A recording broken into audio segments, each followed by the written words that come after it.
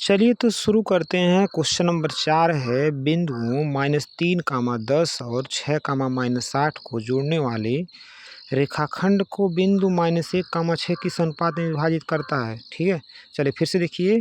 Question number 4, बिंदु -3, 10 और 6, -8 को जोड़ने वाले रेखाखंड को बिंदु -1, 6 किस अनुपात में विभाजित करता है।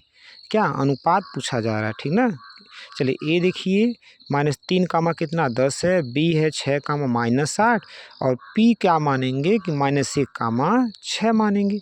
अब x1 देख रहे हैं, y1 देख रहे हैं, x2 देख रहे हैं, y2 देख रहे हैं और m1 m2 निकालना है। अनुपात मतलब m1 m2 क्या करना, निकालना। चलिए देखिएगा, ध्यान से देखिएगा, समझ में आएगा।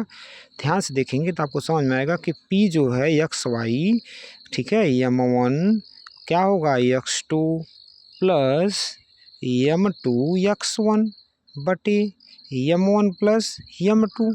ठीक है, कामा लगाएंगे m1 y2 plus m2 y1 बटे m1 प्लस m2।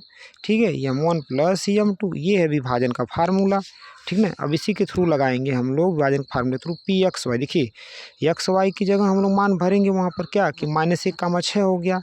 अब m1 x2 का मान भर दिया हम लोगों ने, m2 अब x1 का मान भर दिया क्या -3। ठीक है, बटे m1 प्लस m2। अब देखिए m1 यहाँ पर वैसे ही रहेगा और y2 का मान भर दिया हम लोगों ने -8।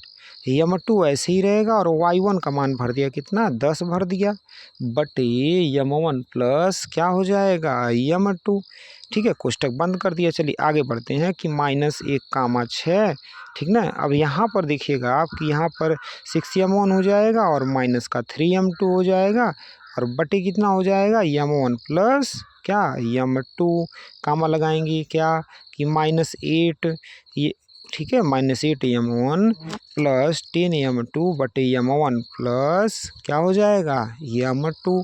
ठीक ना। अब चलिए आगे बढ़ते हैं, ध्यान से देखिएगा, समझ में आएगा। बहुत अच्छा क्वेश्चन है, पेपर में आता है, हर साल देखा जाता है। देखिए पहला पहले से होता है, दूसरा दूसरे से होता है। ठीक ना, पहला पहले से होता है, दूसरा दूसरे से होता है। यानी पहला x से होगा, y से होगा।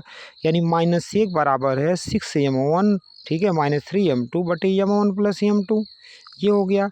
और देखिएगा जो 6 बराबर है किससे -8m1 प्लस 10m2 बटे m1 प्लस क्या हो जाएगा m2, ये हो जाएगा। अब देखिएगा दोनों में किसी एक को हल करना है आपको, दोनों में किसी एक को हल कर देंगे, आंसर आ जाएगा आपका। किसी एक को हल करना। चलिए शुरू करते हैं, पहले कोई ले लेते हैं, पहले से सॉल्व करेंगे, आंसर आ जाता है। दोनों किसी एक से आप सॉल्व करना है।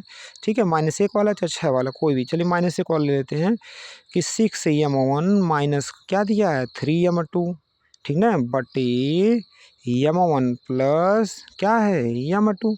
चलिए अब तिरछा गुणा कर लेंगे तो हम लोग आंसर के करीब पड़ जाएंगे। तिरछा गुणा करना पड़ेगा। ठीक है, चल तिरछा गुणा कर लेते हैं। ठीक ना, तिरछा गुणा हम लोगों ने ये कर लिया और इधर से जो आप देखेंगे कि नीचे वाला वही एक था नहीं तो क्यों लिखे है ना।